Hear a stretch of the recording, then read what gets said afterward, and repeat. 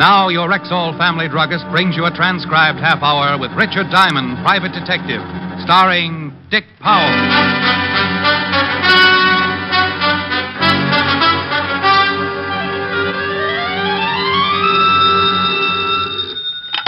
Diamond Detective Agency. We trail them, we nail them. If they're guilty, we jail them.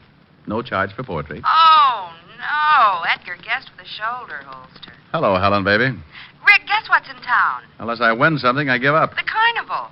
Well, is the balloon concession tied up yet? Oh, Rick, I'm serious. I haven't been to a carnival since I was little. Let's go tonight. You mean peanuts, popcorn, Cracker Jacks, and all that? Yes. Sounds awful. Oh, now, Rick. Please. Okay, honey. I'll be around at 8. Shall I wear my knickers? Rick. Bye. That night, I picked up Helen and we went to the carnival.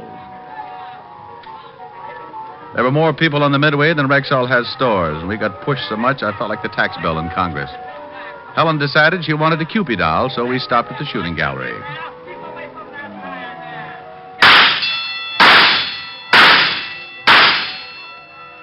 Hey, that's pretty good shooting. Think nothing of it. Just 3 more bullseyes and you win a doll. Well, here's your doll. Where'd you ever learn to shoot like that? At the skeet club. Would you like to try a shot, Rick? No thanks. Come on. Oh, Rick, isn't this doll cute? And now, Oh, for your look amazement over and there. proof of my statement, I'll ask him to step out here. And here he is, ladies and gentlemen, the one and only Samson, the strong man. Step right up, folks. He'll thrill you with his amazing feats of strength. Now, crowd right in. Don't be shy. There is no Standing on the platform with the Don't embarrass biggest our collection day. of muscles This I'd is ever purely seen. and simply an amazing Samson and looked like an astounding overgrown exhibition of orangutan. strength. And at least 3 tigers had contributed their all to the loincloth he wore around his middle. Samson the Great. And now our sensational offer. $100 to any man who will step up here and defy the mighty Samson to put him to sleep by squeezing his chest. Now it is harmless, my friends. And if any one of you daring gentlemen think the mighty one cannot put you to sleep with a mere squeeze, then step right up. If Samson fails, then $100 is yours. Well, Rick. Now I tell you, friends. Well, will Rick, not what? be hurt. Don't you want to And show if you off? can withstand Not the my good insides. pressure, you Rick, are you mean you're $100 afraid just to Now, let him fellow, squeeze you? one of you will Honey, be- I'm afraid to let him breathe on me. $100 Come on, let's go see that if you will fortune not teller. permit Samson. I steered Helen toward the next booth before she could talk me into anything my bones would regret tomorrow. The sign outside the tent read, Madame Tanya, your past, your present, your future. And inside, we found Madame T staring intently into a crystal ball. She wore gypsy clothes and a heavy makeup that covered what might have been very lovely features. Welcome to the inner sanctum. Haven't I heard you on the radio? She didn't crack a smile, and I didn't exactly blame her. She motioned us into chairs around the crystal. The room was decorated in about the same motif as the tattooed lady, and would have impressed a man with a bad case of DTs. Madame Tanya went back to staring at the crystal, so I followed suit. I couldn't see a thing in the glass ball, but then maybe she picked up television on clear night. The crystal grows dim. I can see that you are both very much in love. Well, go on. It is good. This man adores you. He worships you. He idolizes you. Wake me up when I propose. You are an unbeliever? Oh, let's be modern. I'm a cynic. The crystal does not lie. But to make certain, I will consult the cards. She picked up a deck that was too big for poker and too small for canasta. I should pay to watch a girl play solitaire.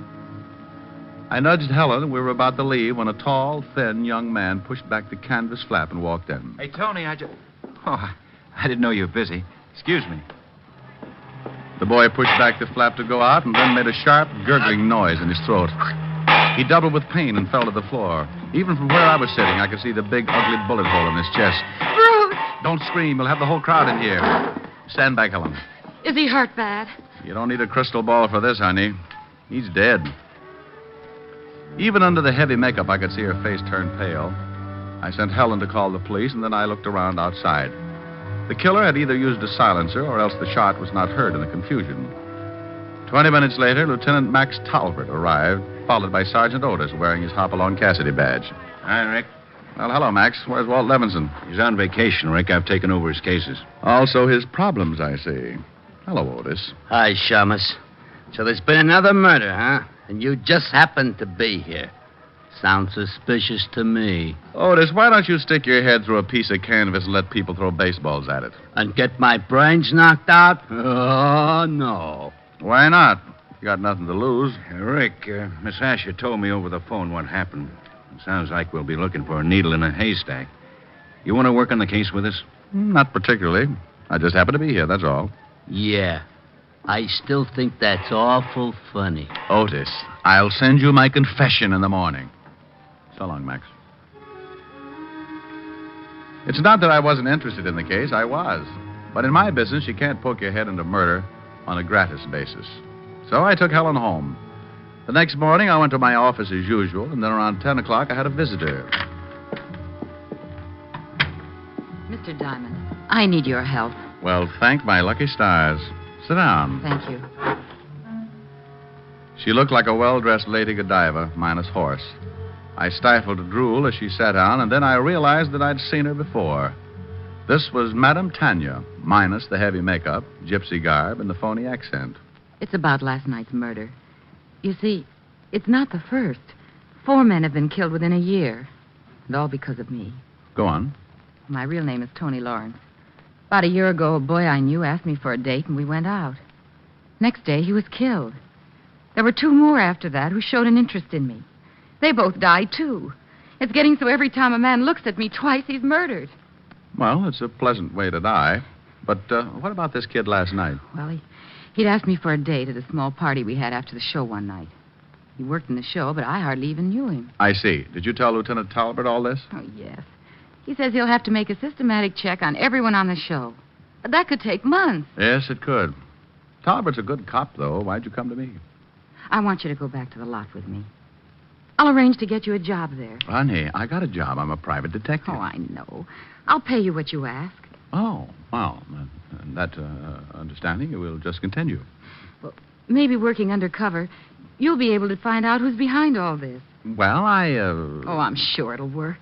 I'll get you a job as Barker for the girl show. You know, I've always wanted to run away with the girl show. We drove back to the Carnival, and I became Rick Diamond, boy spieler. The kid who was murdered last night had asked Tony for a date at a small party. There were only 3 other people at that party, and it seemed logical that one of them was the killer.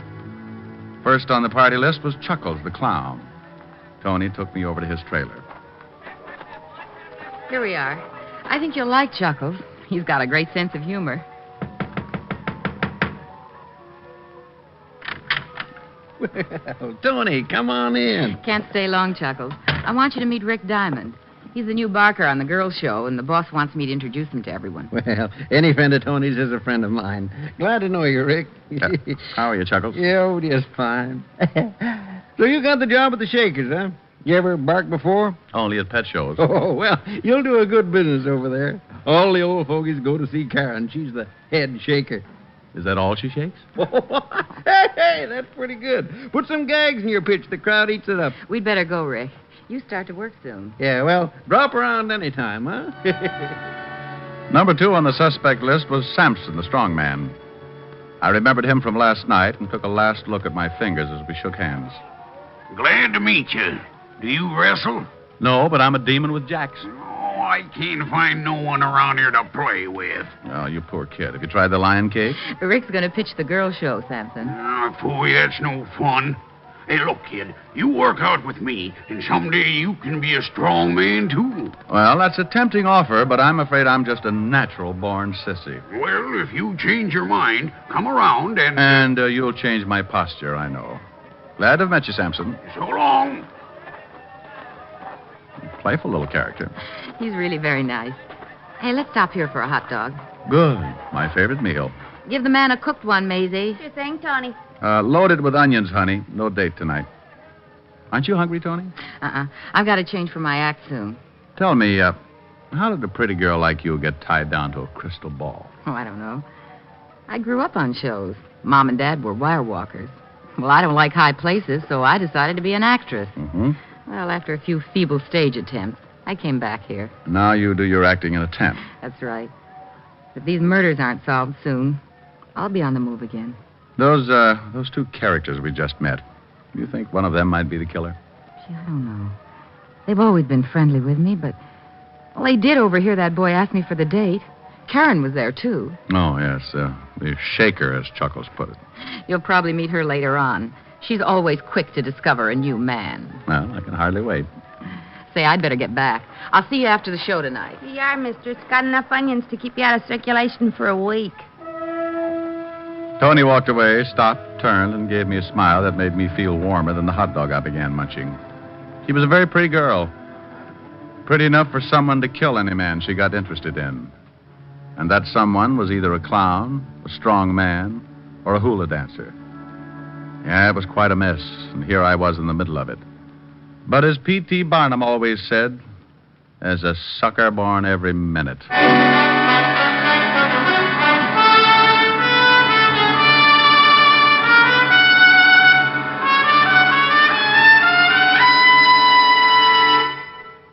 Before we continue with the adventures of Richard Diamond, private detective, here's your Rexall family druggist. Whenever you develop a simple headache, what's the first thing you think of for fast relief? Why, aspirin, of course. Right. But it's also smart to think one step further and choose Rexall aspirin. Give me 3 good reasons why. Okay. First, every Rexall aspirin tablet contains 5 full grains of pure aspirin. Second, there is no faster-acting aspirin made. What do you mean by that? I mean that when taken with water, a Rexall aspirin tablet is ready to go to work for you even before it reaches your stomach. Sounds swell so far. What's the third reason? Just this. In the economy size 200-tablet bottle, Rexall aspirin cost you little more than 3/10 of a cent per tablet. That I'll remember. And remember this also. You can depend on any drug product that bears the name Rexall. And now back to tonight's adventure with Richard Diamond, private detective, starring Dick Powell.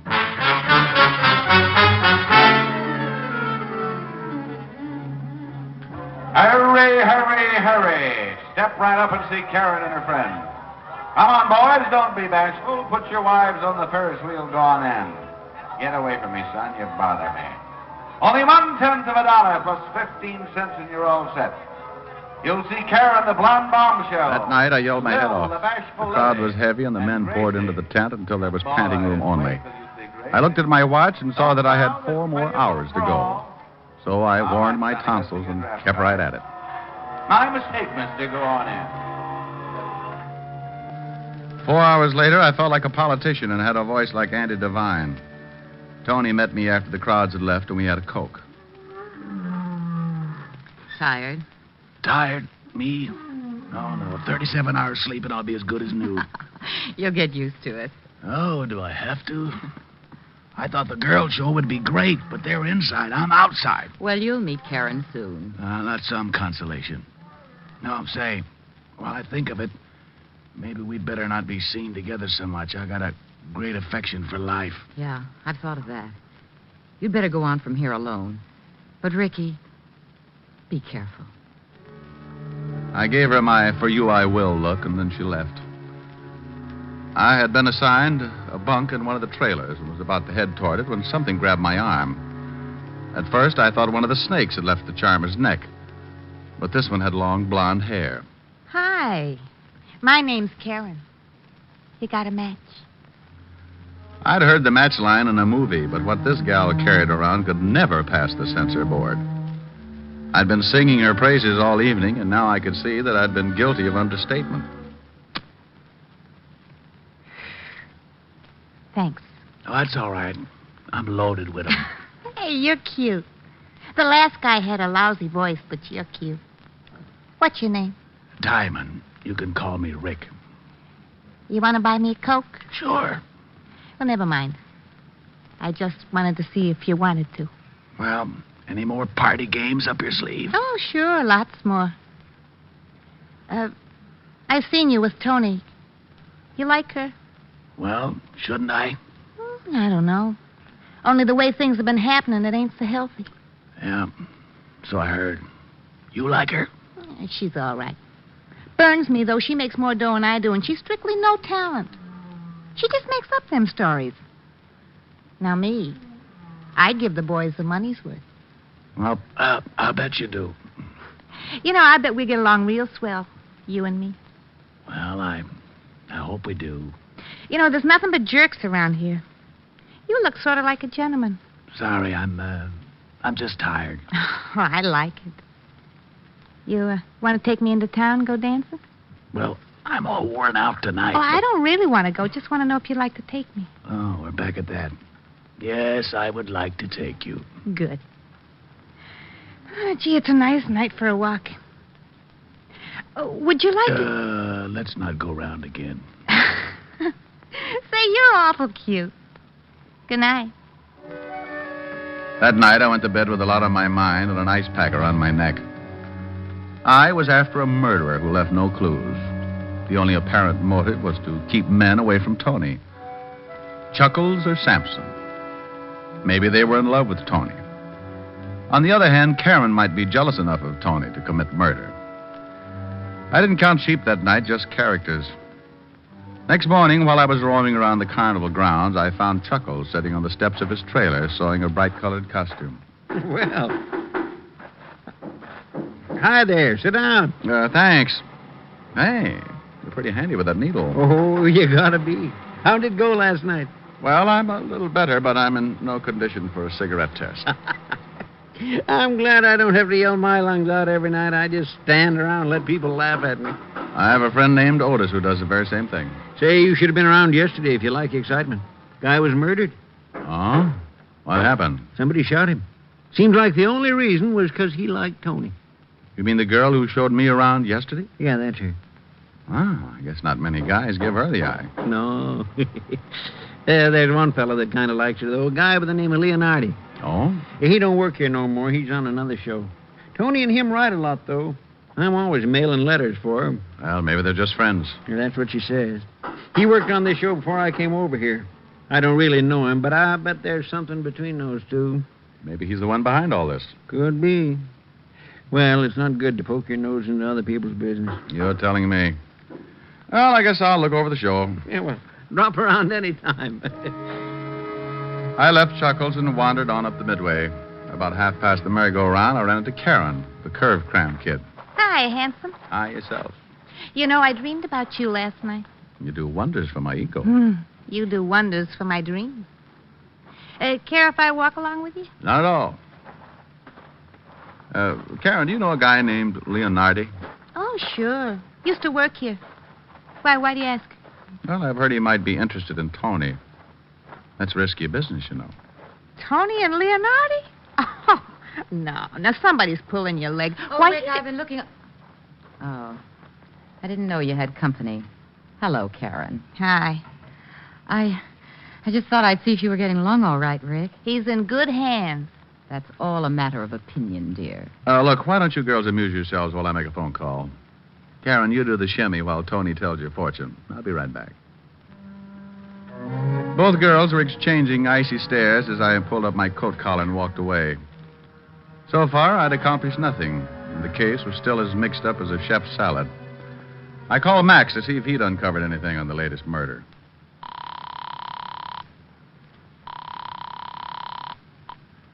Homicide. Lieutenant Talbot speaking. Max, this is Rick.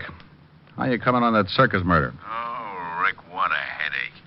Gets screwier every minute. Yeah, I know. The fortune teller hired me. Oh, well, then you know almost as much as I do. There's one new development, though. Well, don't be greedy, Grandpa. Shoot. That's what someone else did last night. And a guy by the name of Leonardi. Leonardi. The guy Chuckles told me about. The one who liked Tony. Max filled in with the details. The killer had written a letter to Leonardi and told him to come to a hotel room in the city because Tony was sick and had been asking for him. Then the killer rigged up a gun trap so that when Leonardi opened the door, the gun would go off and kill him. Only Leonardi was still alive. The killer had made one mistake. I thanked Max and went back to Tony's tent, certain I could use that mistake to my advantage. Hello, Rick. Hey, where did little Miss Wigglehips go? I don't think she liked your leaving her. She went back to her trailer. Good. Now, Tony, you told me that only 3 people were present at the party when Bruce asked you for the date. Are you certain of that? Why, yes. Just Sampson, Chuckles, and Karen. They dropped in after the show, and we had coffee. Mm-hmm. Well, I want you to invite our 3 friends over again after the show tonight. Will you do that? Well, yes, but I don't understand. I went back to the girls' show and began my afternoon pitch. That evening, I went through it again, and then around midnight, I went to the party in Tony's tent. They were all 3 there when I entered. Sit over here, honey. Thanks, Karen. Hi, weakling. Oh, please, Sampson, I'm sensitive. Say, you should have seen the matinee today. We did a bang-up routine, and the crowd ate it up. We did the old one where we all pile into a car. You know... They were all relaxed, and I decided it was time to try my long shot. Chuckles was just finishing his story as I took a deep breath and crossed my fingers. Back, and then we all pile out of this little car. Oldest trick in the book, but they loved it. Chuckles, remember that guy you told me about the other day? I think his name was Leonardi. Sure, what about him? Oh, nothing. I was just curious. Did you know him, Sampson? Know him? Why, Leo and I used to room together where he worked here. Him and me is the best of buddies. And you, Karen, you said earlier that you knew him, right? Yeah, but I didn't think he was so great. He was nothing but a pest. Hey, you can't talk that way about my buddy. Oh, Sampson, please. This is a party. Yeah, take it easy, Muscles. Now, let's see. You both knew Leonardi. That lets you out and leaves only Chuckles. You said earlier that you joined the show after Leonardi left, didn't you, Chuckles? Yeah. Say, why all these questions about Leonardi? Because you tried to kill him last night. You thought there was something between Tony and him. What's this? It's a joke, that's all. Yes, clown, but the joke's on you. You're the only one who didn't know Leonardi. The only one who would rig up a gun trap the way you did. What are you getting at? When Leonardi opened the door, the bullet went over his head. Oh, well, over his head? That's right. You rigged the trap to shoot a normal-sized man. You're the only one here who didn't know Leonardi, didn't know he was a midget. Well, you're kidding. He's a midget. That's right. Still feel like laughing? It's on me. The joke's on me. You tried to kill my little pal? And there wasn't anything between Tony and him, huh? Just friends, like she said. Oh, what a laugh, a midget. Why, you dirty... Take it easy, Sampson. Little Leo's my pal. I'll kill this bum when he wakes up. Never mind, friend. That's the job for the state.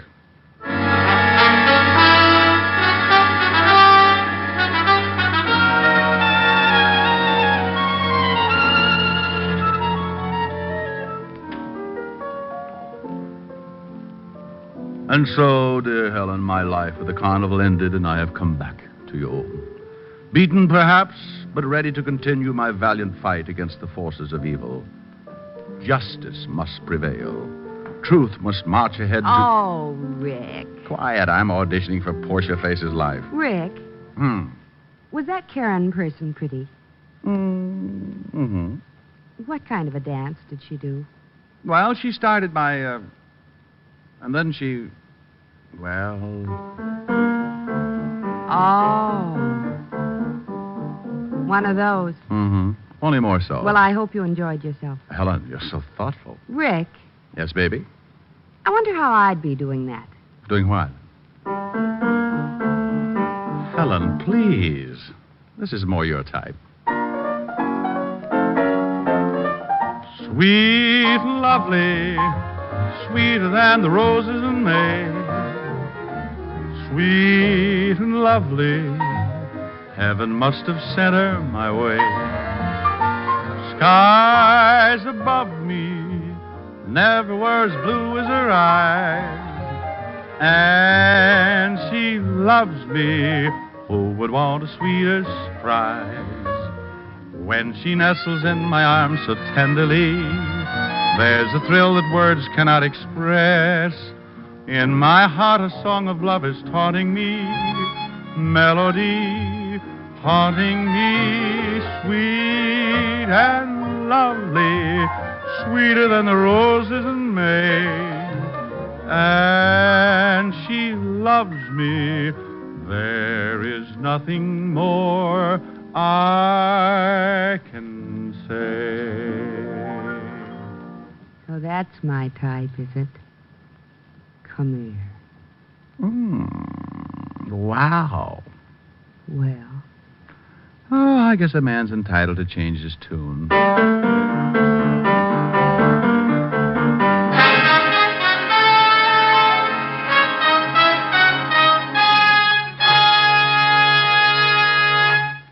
Again, here's your Rexall family druggist.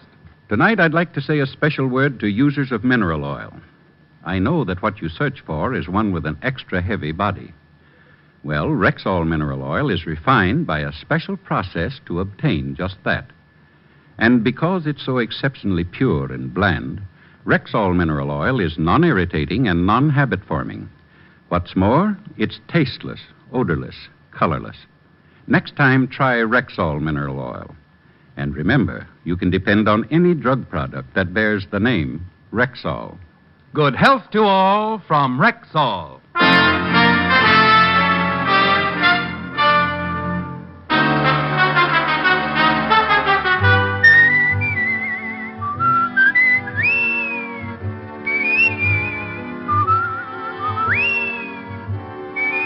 Richard Diamond, Private Detective, stars Dick Powell in the title role and is written by Richard Carr, with music composed and conducted by Frank Worth. Featured in tonight's cast were Virginia Gregg, Bill Johnstone, Wilms Herbert, Lucille Meredith, Parley Bear, Joe Duval, and Joe Gilbert. Richard Diamond, Private Detective, is transcribed in Hollywood by Jaime Del Valle. This is Bill Foreman, inviting you to be with us next Wednesday at this time, when we will again bring you Dick Powell as Richard Diamond, Private Detective.